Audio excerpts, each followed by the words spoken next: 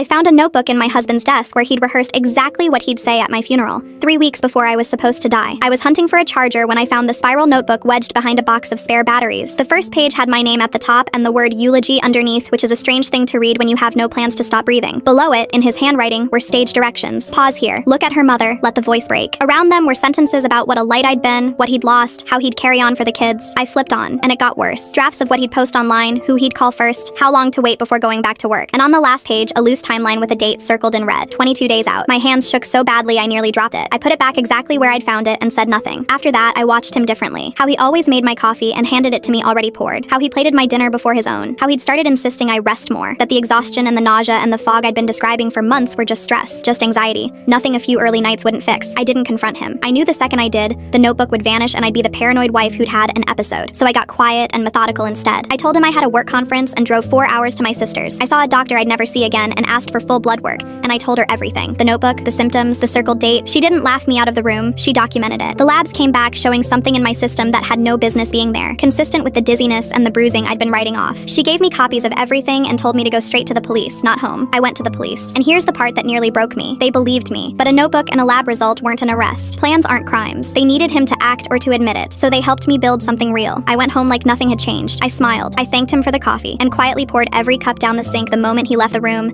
eating only food I'd sealed and brought back myself. I wore the exhaustion like a costume, let myself look a little worse each day because I needed him comfortable, confident, on schedule. Meanwhile, I learned how to live like a ghost in my own house. There was a recorder in my cardigan pocket from the day I came back. There were photos of the notebook, the desk, the dates, time-stamped and already sitting with a detective. There was a bag packed at my sister's with my passport and the kids' documents. Every night I lay 3 feet from him in the dark, listening to him breathe, counting down his calendar instead of mine. On day 19, I made my move. I came downstairs looking gray and unsteady, gripped the counter, and let myself sink into a kitchen chair. I told him in a small, frightened voice that I'd been to a doctor, that something was seriously wrong with my blood, that they didn't know how long I had. I watched his face. He didn't look frightened for me. For one unguarded second, he looked relieved, like a man whose timeline had just gotten shorter and easier. Then he sat across from me, took my hand, and started practicing his lines on me. How brave I was. How he'd never love anyone the way he loved me. Almost word for word from the notebook. That's good, I said quietly. But I think the funeral version is better. You wrote yourself a voice crack right about here. His hand went still on mine. What are you talking about? The detective parked at the end of the street thinks it's pretty good too, I said. He's been listening this whole time. He shoved back from the table, but there was nowhere to go. He started talking fast. It was a story idea, a dark joke. He'd never have done it. I had it all wrong. I had to believe him. I just stood, picked up a bag I'd had ready by the door for 19 days, and walked toward the knock that was already coming. You might want to rehearse what you tell them instead, I said. You've got the rest of your life to get it right.